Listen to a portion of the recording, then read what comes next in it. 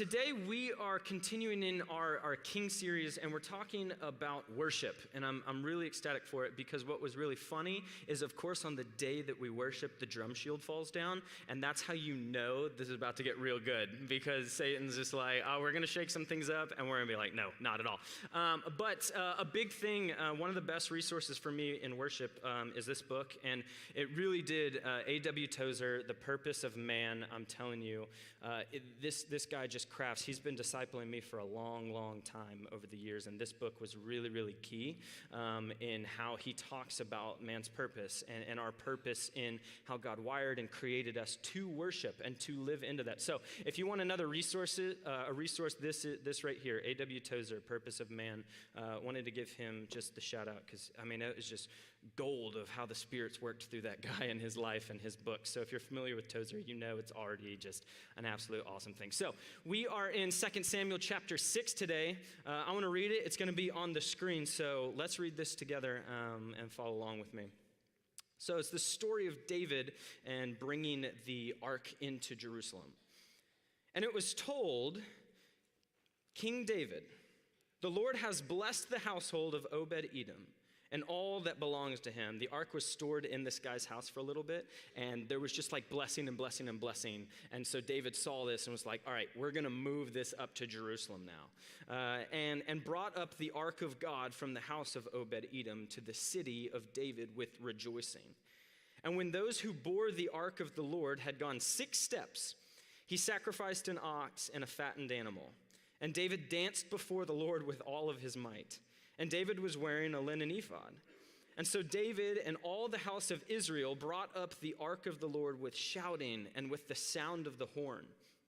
And as the ark of the Lord came into the city of David, Michal, the daughter of Saul, looked out of the window and saw King David leaping and dancing before the Lord, and she despised him in her heart. And they brought in the ark of the Lord and set it up in its place inside the tent that David had pitched for it. And David offered burnt offerings and peace offerings before the Lord. And when David had finished offering the burnt offerings and the peace offerings, he blessed the people in the name of the Lord of hosts and distributed among all the people, the whole multitude of Israel, both men and women, a cake of bread, a portion of meat, and a cake of raisins to everyone. And then all the people departed, each to his own house. And David returned to bless his household. But Michal, the daughter of Saul, came out to meet David and said, how the king of Israel honored himself today, uncovering himself today before the eyes of his servants, female servants, as one of those vulgar fellows shamelessly uncovers himself. And David said to Michal, it was before the Lord who chose me above your father and above all his house to appoint me as prince over Israel, the people of the Lord, and I will celebrate before the Lord. I will make myself yet more contemptible than this, and I will be abased in your eyes. But by the female servants of whom you have spoken, by them I shall be held in honor. And Michal, the daughter of Saul, had no child to the day of her death. A couple summers ago, I got to go to Italy.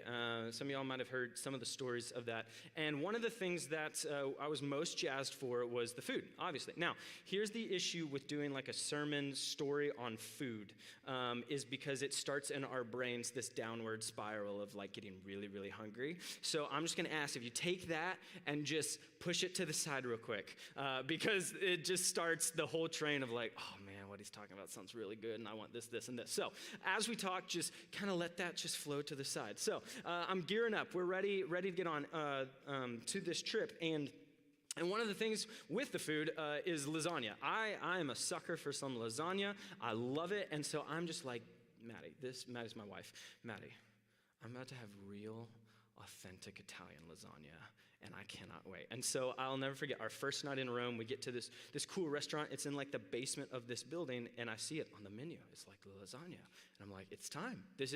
I've prepped my life for this moment. Finally. And so they bring it out, and I look at it, and I'm just like, what? Like it was a little burnt and stuff, and I was just like, this, like it's Italy. Come on, you got like the presentation was just like subpar at best. And so I take that first bite, and y'all, if you know, like you can't know. It was like everything that I thought Italian food was up to that point just out of water. It was just like, yeah, we don't need the presentation because the taste is just going to blow your socks off completely. And I was just like, oh my gosh, like it's no joke. It's kind of like you have to experience it. You have to experience to know what it's like. It's kind of like the Holy Spirit. That I just compared lasagna and the Holy Spirit. Oh my gosh. Okay, that one just came off the mind. But it is. It's kind of like the Holy Spirit if you really think about it. It's you don't know it until you're in that place and experiencing it and everything. Oh, that was hilarious. So why share this? Because whether or not we know this, in life, we are going to chase what fills us with awe and wonder. We are going to chase, our lives will be in pursuit of what fills us with awe and wonder. And what I thought was the best Italian food for what I knew of, when I compared it to the real thing, everything else fell flat. And I say it a good bit spiritually, like, what is the best thing that the human spirit needs? What is the best thing for the human spirit? And that is to be full of awe and wonder in the presence of God. No matter what is happening in our lives, when we have these moments where we finally are open and realize the presence of God, I don't care how big the issue in our life is. If you know what I'm talking about, you know. When I'm in the presence of God, everything vanishes. Everything. Because there are so many things that are fighting for our lives every single day. So many things that are trying to rise to the top of the thing that fills us with awe and wonder the most.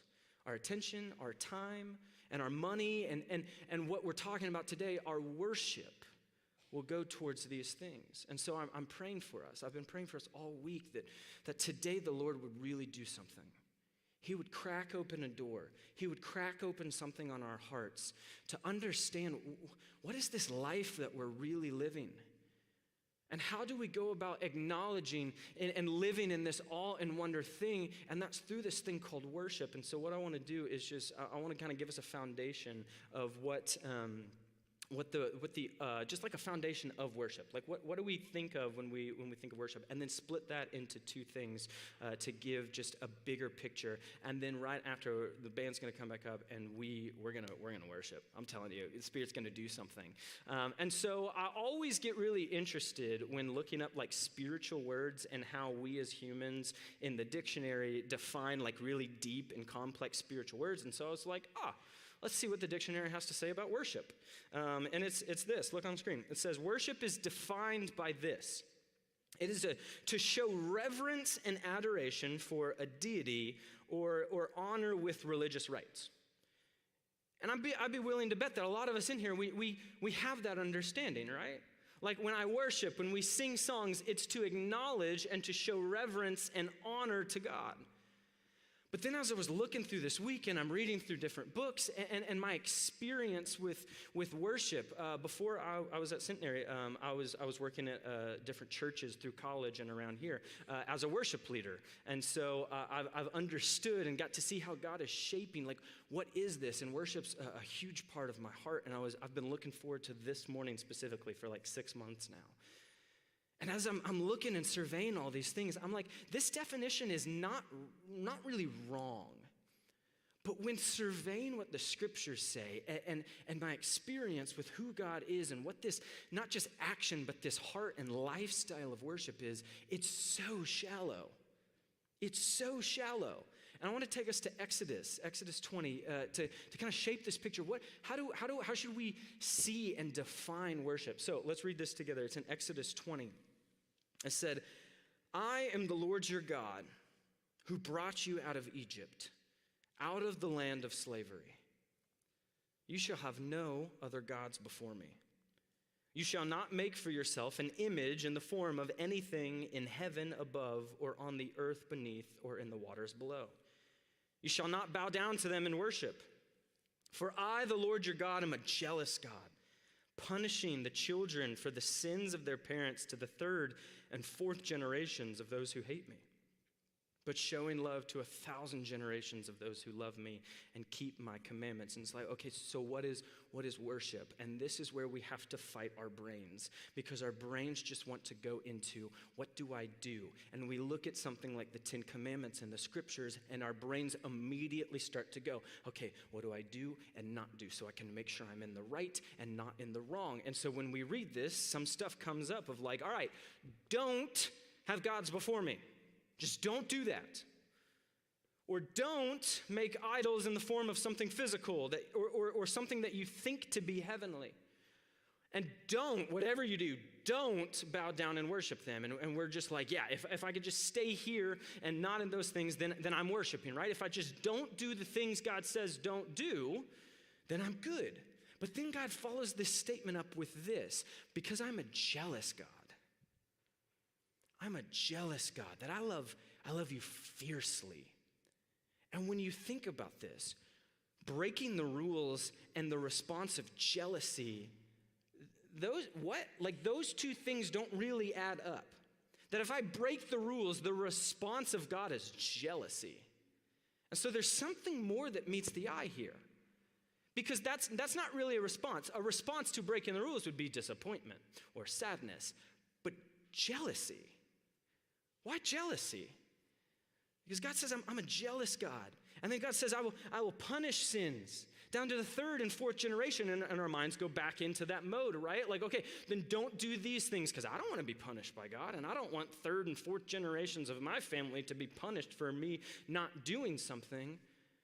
And God does this.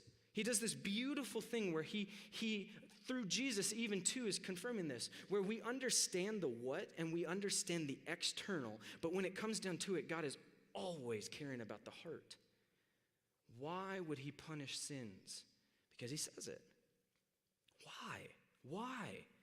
Because if I live in sin, I hate God.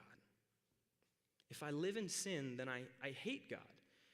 And worship is so much more than just this action that we can do. Because if it's just don'ts and do's, the issue with worship just being something that we do and an action that we partake in, it means that we can easily fake it. If it's just an action, then that means I can fake it. I can throw the hands up. I can sing. I can partake in what looks like worship. But then God and Jesus are always going to go straight down into the heart. Because what we can't fake is desire. I can't fake desire. Because when it comes down to it, when God pulls back all the curtains of our lives and he sees, hey, I might say the right things, I might even look like I'm doing the right things, but when it comes down to it, is there desire in my heart for God? And I can't fake desire. And that's why God assessing worship is like, why? Why? What is the heart behind this? And God lays it out beautifully. The heart behind why we should worship is because I'm the God who brought you out of slavery. I'm the God who brought you up out of Egypt, who saves you and walks with you and provides for you. I'm the one who does that. And just a few chapters later, that's why the golden calf incident is so messed up in this scenario. Because I was talking this past week actually about the golden calf incident, and we were just like, how do we take that and like move it into like a practical understanding of that story? And it's like this, that it's not that just like they broke a rule. It's not like I broke the rule. It's that they broke the relationship. It's that God and the people of Israel just completely made a marriage covenant with each other that said, I'm going to stay committed with you. And just moments after that commitment was made, they cheated. How would you feel in that? That moments after you make a commitment to your beloved, somebody cheats. That's devastating. And yes, there needs to be discipline and a redirecting of the heart. And I love how the story goes on about how God takes something as screwed up as that, as messed up as their relationship with him, of saying, yes, God, I love you and we're yours and it's going to be great. And then just moments later, I don't really care about who you are. I fell in love with somebody else. But how God just shifts and shapes and changes and brings redemption is the most amazing. He restores these relationships that are so lost and so broken and so messed up. It's amazing. But God says don't worship other things, because what he's getting at is don't worship other things because it will destroy your heart. It will destroy you. And we see as the story evolves that Israel will go on to turn their back on God and start worshiping idols and start resurrecting carved out poles and stone and silver objects. Because when it comes to worship, I'm not just acknowledging reverence. I'm not just saying, hey, you're probably worthy, and so I need to submit myself. That is part of worship, but it's not. What I'm doing when I worship, I'm opening myself up to something. I'm opening my heart, I'm opening my soul to something when I worship, to let it have rule and reign over my desires, passions, and thoughts. Worship is so much more than just an action. It's an opening of our hearts. And we see as the story just devolves in, as they start worshiping, that when it comes time, when God is finally like, all right, we need like serious discipline. Because for hundreds and hundreds of years, you guys have just rejected me and broken our marriage and broken our covenant over and over again. Now we need some real redirection. And that's when he brings Babylon in. And in Jeremiah, he's looking out over the city and he's seeing God's people, Israel, what they're doing in their worship. And they're outside of the city walls in worship services, sacrificing children and burning them alive. That's the point we've gotten to when Jeremiah sees that our worship has been so turned from God that I'm in a worship service sacrificing a child and burning them alive. That's the point we get to. And Jeremiah's like, what is happening? What in the world is going on? Because what I worship, I will open my life to. I'm opening my heart to. And to think God's saying, hey, don't make idols in like a haughty and like because I said so way and just do it kind of thing. It's unbelievable to think that. Because the God that we serve he's about saving us. He's about saving us from the spiritual evil that has consumed all of us. He's saying, hey, worship me because it will save you. Worship me because, open your heart to me because it will save you and keep you from where the story will end up. In horrid, broken relationships and just messed up things that are happening. So if this idea of worship is not just simply an action that we do or words that we say or songs that we sing, with understanding like we're worshiping by opening ourselves up to something to have rule and reign over our thoughts and passions and desires. I want to take us into two categories right now. One, first, the heart of worship. And then I want to finish with the action of worship. So the heart of worship leading us into the action of worship. So what is the heart of worship? What's like the baseline of the heart that we take, the posture that we take in worship? And that's awe and wonder. It's awe and wonder. Because here's the thing, we don't worship something on our own. We don't just say like, hey, basket. We don't do that. We have to have something prompt our worship. Worship just doesn't happen. Something prompts our worship. There is something that I see has power and has the ability to move my life along, and so hence, I will go and worship that thing. When I recognize that something has power and the ability to move my life along, then I will worship. I will give myself over. What inspires my awe and wonder, I will give my life to. What entices my senses and fills my heart with, wow, that's what I will give my life to. There was a study, really interesting study about phones and usages and all of that. And phones, if you don't know, they're designed to use them. They are designed so that they'd be enticing for you to continue to use them and consume them. If we didn't want phones, then we wouldn't use them. So they're designed to entice. And so one of the things that this study's saying is that color, how phones ensnare your senses by the brightness and the colors, that when I look at my phone, I might see some of the best blues and reds and greens I've ever seen. But they say that the issue with that is that when I'm looking at something that is enticing my senses synthetically, I lose touch with the reality. that the blueness on my phone might ensnare me and entice me more than the blue of the sky. And so if that's the case, then I'm going to lose touch of the things around me, and I'm going to be drawn and enticed into this. And so they did this study with these college students, and they gave a group of them and turned it to just monotone grayscale. There's no color on your phone. And the result was that they got back almost an hour of their day not being on their phones. Just by taking the color off, taking something that plugs me back into the color around, because if the color on my phone is better than the color around, I'm not going to be in the around, I'm going to be staring at this. And just by taking that color away, almost an hour of their day they got back. And it just kind of pushes that point, right? What inspires my awe and wonder, I will give my life, my worship over to. Because I'm giving my attention and my time, and the more that I do, I'm creating this dependence with it. I'm creating this dependence with these things that we fill our life with. And when we open ourselves up and we create these dependent things, then I start to form connections with it. It's like a kid in their blanket, right? There ain't no separating those two things. And just to stay with the phone now, like the phone is like the teenage and adult version of the baby blanket. You ever have that moment where you forget your phone when you're like going to the grocery store and you start like, wait, what's happening? I feel like a part of me is missing. And you start getting that like nervous, awkward tick. Just me? Oh, that's probably unhealthy. But it's like, why? Why is there that like weird nervous feeling? Because it's like, what if somebody tries to contact me and I miss it? Or what if my house spontaneously combusts and I'm not there to know in the second that it happens? Because what's happened is we've given ourselves over and we've formed these connections with it that I've given so much time and dependence that I've formed connections. And what it does is that it gives me power and it gives me control and it gives me the ability to be in the know, to constantly have an insight on where my family, my kids, my friends, I can get anybody's information. And when that's not there, I start to get a little antsy. And that goes with everything. It doesn't have to just be a phone. It can be a bank account.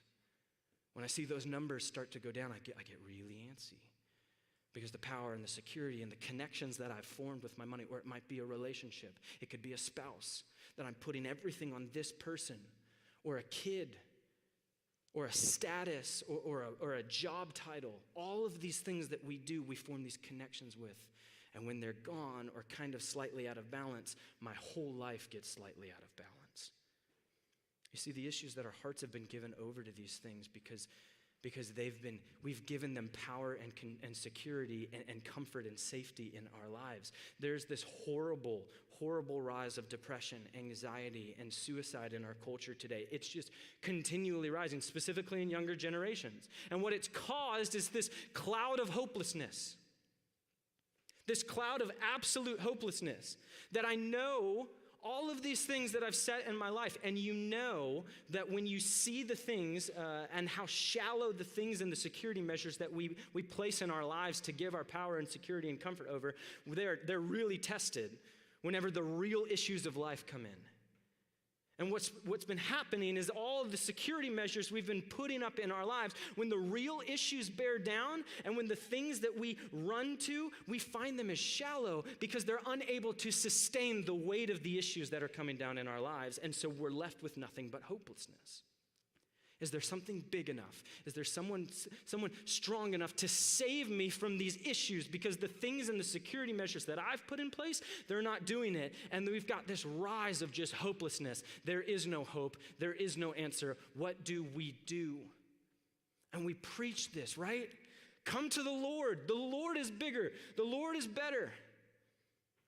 But if we're going to get really honest, and different statistics and church statistics organizations, there is this common theme that when it comes to surveying the church and the God that the church represents and is supposed to present, there's this lack.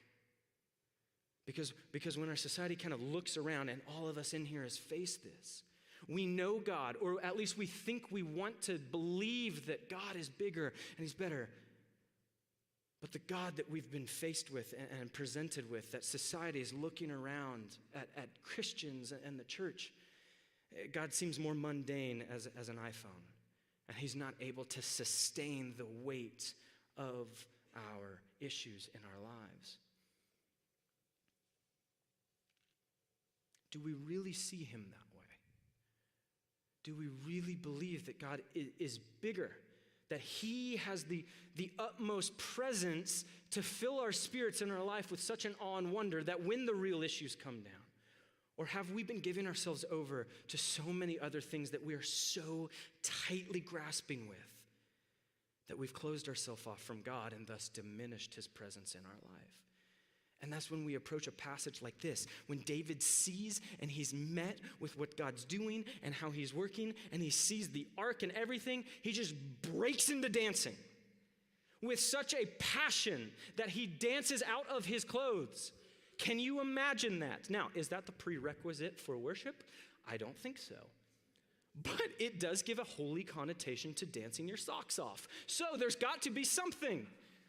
And when confronted with this behavior, David is like, hey, I'm going to become even more undignified than this, because the joy and the awe of the Lord being brought into Jerusalem to establish his city is so all-consuming and powerful that I cannot control my limbs and I dance. I'm full of awe and wonder. Y'all, are we in awe and wonder of God? Are we? Or when we survey our lives, Tozer talks about this. He says that we have all the religion in the world in our society. Ritual, routine, but what the biggest lack in our church communities is today is the overwhelming passion of being in the presence of God. It's like standing in front of the Grand Canyon and being as inspired by it as if it was a crack in the sidewalk. Are we in awe of God, or has our routines and our rituals and our religion diminished who he actually is in the overwhelming presence? And so if that is the heart of worship, then we move into the action of worship. And here's the issue with understanding worship, is because we have taken it and we have brought this lie that like God is kind of this corrupt king, that when I give, that he demands this praise and adoration, and if we give it to him, then he might turn his head to us and he might meet our needs in some way. We've bought into that lie because we've made worship this action to get to God.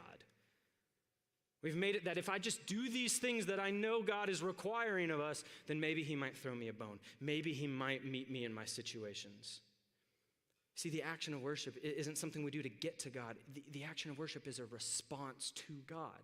It's a response to being in awe and wonder, and we all fall into this trap that worship gets us to God. One of the most heartbreaking things that God enlightened to me in my life as I was exiting high school is my judgment over worship services.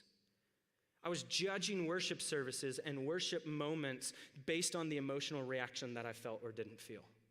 And it was just like, oh my gosh, what do I do with this?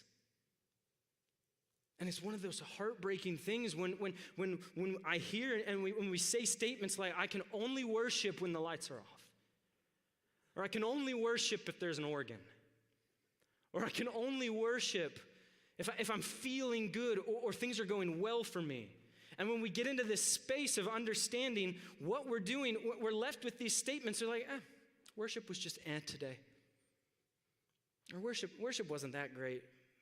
Maybe it'll be better next week.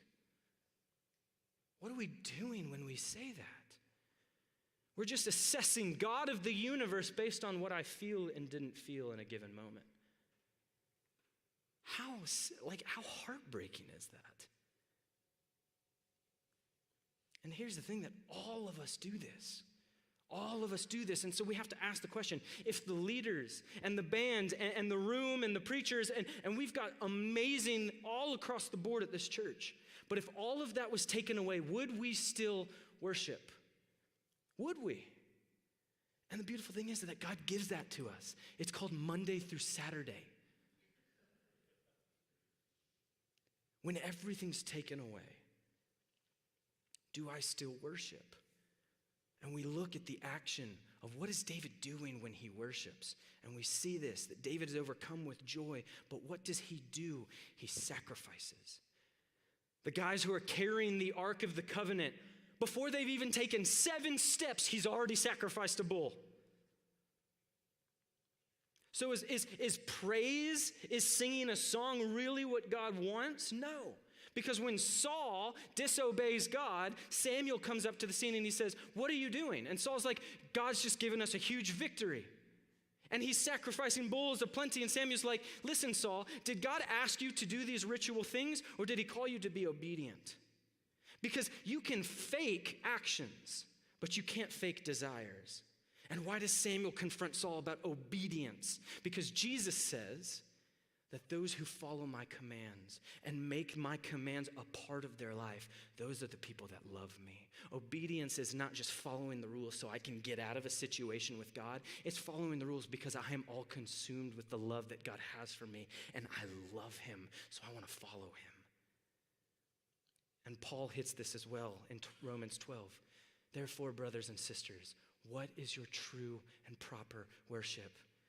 In view of God's mercies, just like Exodus, I'm the God who brought you out of Egypt and saved you and has made my life yours. And I want you to be a part of me. All the things that God has done for us through Christ, saving us, making us right and pure to be in his presence again. We don't need sacrifices to get to the kingdom and to the throne room of God. We get to walk freely because of Jesus. So knowing all of that and walking into this awe-inspired spirit, what is Paul's natural reaction? Offer yourself as a living sacrifice. Because when I'm full of the presence of God and my spirit has been inflamed with the awe and wonder of him, I want nothing more to do than say, take me. Because everything that I am pales in comparison to you. And all the ways in which I'm trying to rule and shape my life, I am terrible at it, and I need saving because of it. So how do we close this? The greatest need of the Spirit is to be in the presence of God. The greatest need of our spirit is to be in the presence of God. And we see all throughout the scriptures, God's entire plan is to bring people close to him. In Ezekiel, he says that I'm going to pour my spirit out on you. Jesus says that where there 2 or 3 are gathered, I'm going to be there. I want to be in the midst of you. Psalm 37, it says, desire and take delight in the Lord, and he will give you the desires of your heart. If my delight is in the Lord, what are going to be my desires? It's going to be only to be with him. The scriptures talk about this being with God. And when I'm with him, it's the best place for me because my spirit is full in awe and wonder of who he is.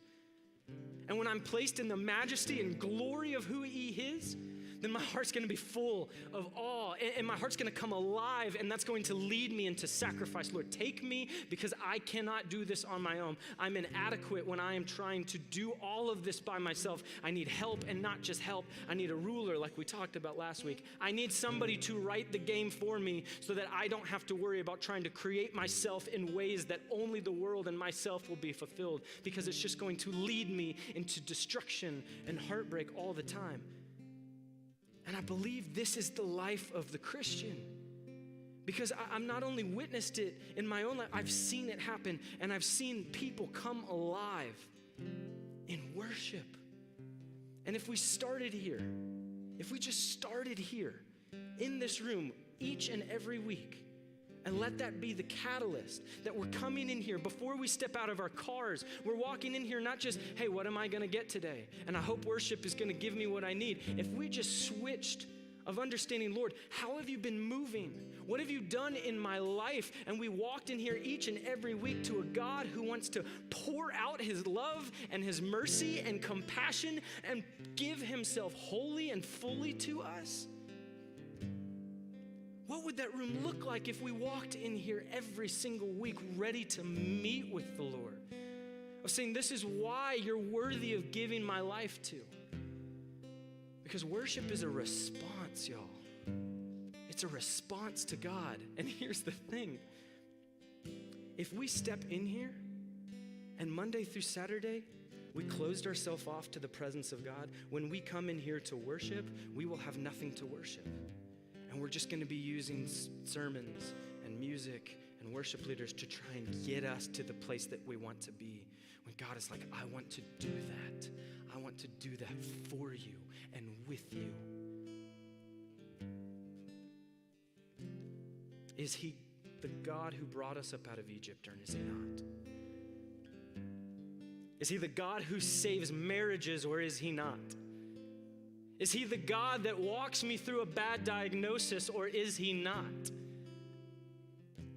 Is he a God of the universe who rules in the most merciful and compassion and love, or is he not? Is he a God who's worthy to give my life to, or is he not? He is God. He's God. And that God wants to be as close to us as ever. And he wants to lead us into a life of worship. And so I have 3 questions for us. Number 1, am I worshiping an idol? Because the second I worship an idol, I will close myself off to the presence of God, and I will not find him as worthy to be worshiped. We need to address that, and we have to pray about that. And that's going to hurt. But the Lord wants to redeem that relationship with the things of his love. Am I worshiping an idol? Second, have I closed myself off to him because of that? Am I trying to play God and follow God at the same time?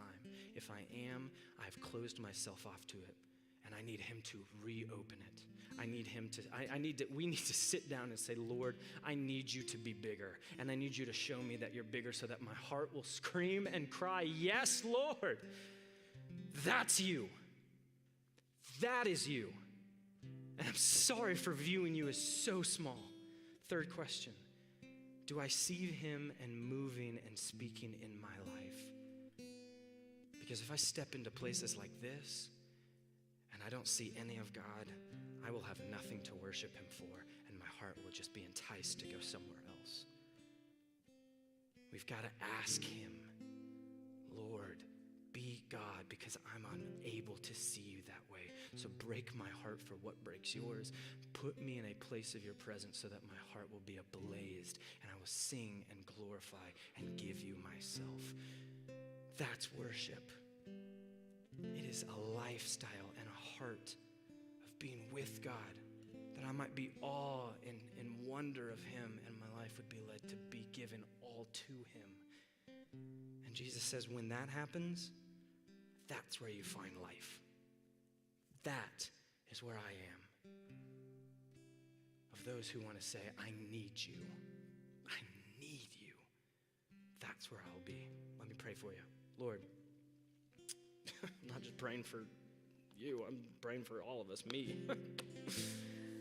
I am the chief. I am the chief of making my life all about me. And all of us in here, we are the example of making our lives about us. And so when I come into worship, all I'm asking is you would just continue to make my life about me. It has nothing to do with you. And that breaks my heart. And I ask that it would break all of our hearts.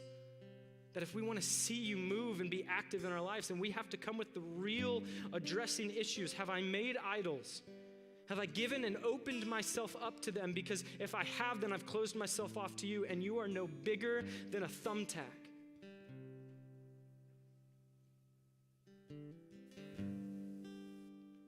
Lord, inspire us, not with a good song, not with an emotional reaction, but do a work only you can do. Emblaze our spirits so that we would know you again and see you again. And as we worship in just a minute, Lord, may we just break open the floodgates. May your spirit come to rest on us so heavily in this room that before we leave, we know you are God. Don't let us walk out of here with still being closed off. If we need to come to this altar and just bow down to you, do it. If we need to throw our hands and sing at the top of our lungs to acknowledge and to say that we cannot do this, not just that you're worthy of praise, but that I need to give myself to you, then let's do it. Father, burn in us. Burn in us as we worship you. In Jesus' name, amen.